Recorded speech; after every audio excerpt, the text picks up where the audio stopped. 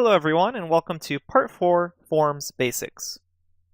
Creating forms in HTML really revolves around the idea of the input tag. And throughout this lecture and the subsequent lectures, we're going to be looking at various types of inputs for forms and how we can use them to accept user input.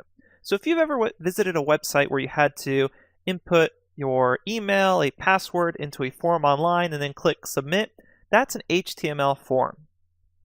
Forms are actually going to be a key component of Django later on, but in order to really understand how to use them with Django, we need to fully understand them with just pure HTML.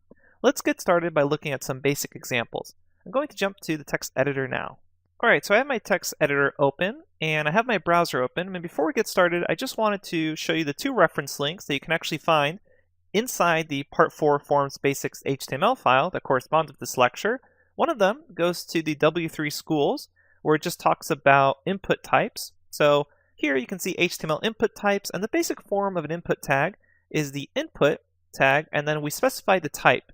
And notice you can have text types, you can have password types, submit types, so it has a little submit button, and later on we're going to really be exploring a bunch of other types, such as radio buttons, drop-down, checkboxes, etc.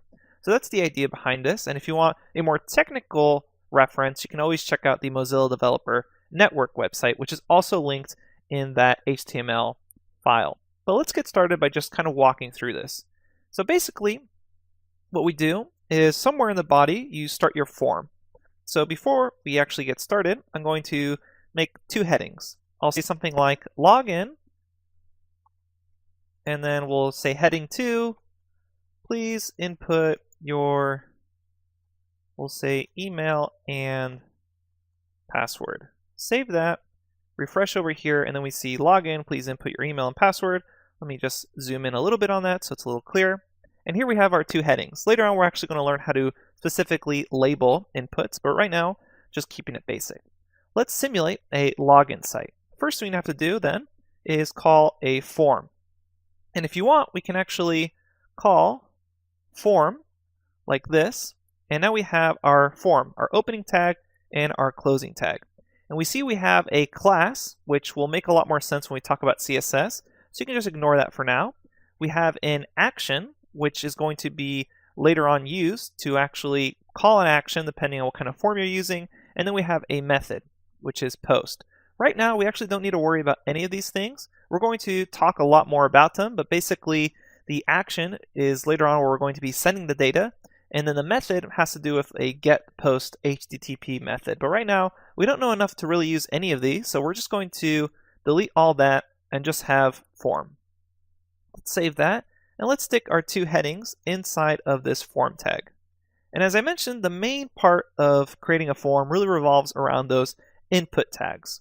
So what we're going to do is call an input tag, and then we notice that as we call input and then hit enter, Atom Text Editor will automatically say type equals, name equals, and value equals. And so let's break this down. Type is where you actually clarify what type of input you want. And by default, it's type text. And that's something we're going to be exploring a lot through this lecture and the next couple of lectures, different types of inputs. Then you have the name of the input. And the name of the input is just the name assigned to this input, so you can call it on later in some other files. And then we have the value.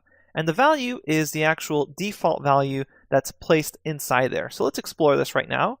Let's start off with one of the most common types of inputs, which is an email type. And an email type basically just checks to make sure you have an email in there.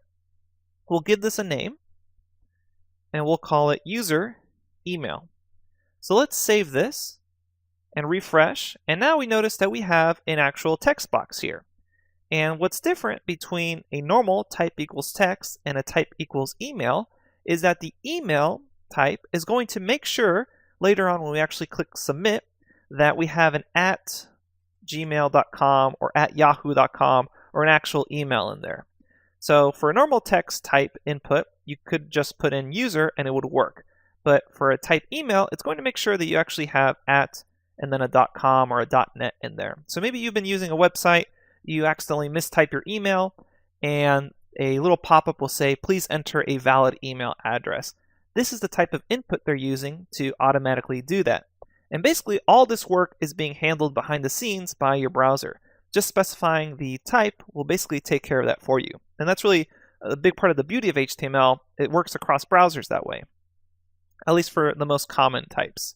And then let's create another input for our password.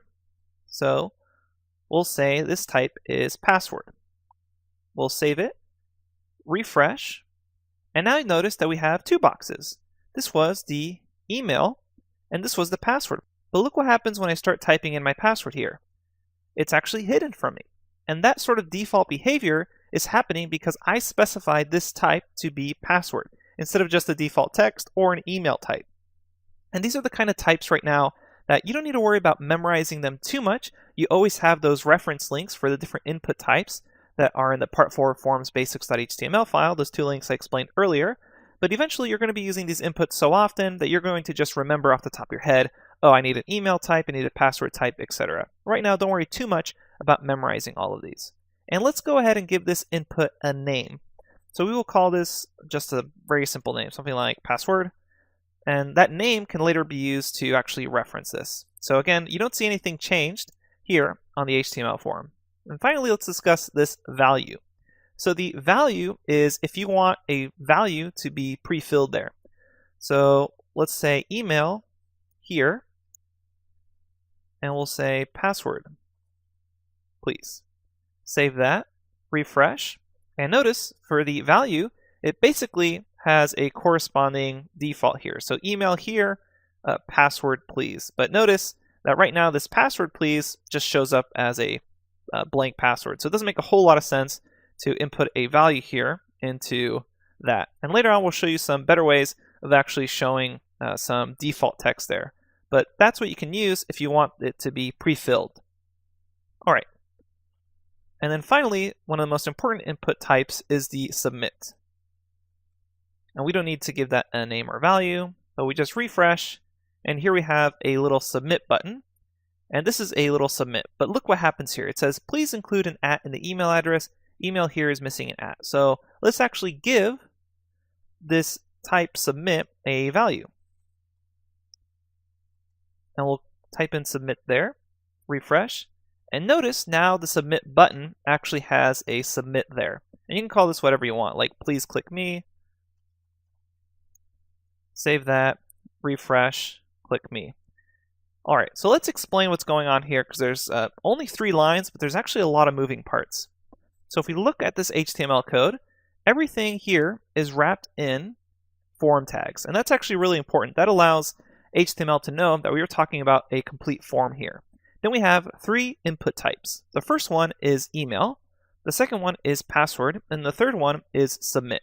And the key idea I want you to just take in right now is not how everything is linked and working together, but really the fact that you can call an input tag, specify a type, give it a name to reference it later on. Right now that doesn't make a whole lot of sense because we haven't really used the name yet. And then the value, which is some default value for it to have. Sometimes the default value doesn't make too sense, such as with a password type. Otherwise you just see a bunch of dots there, or asterisks.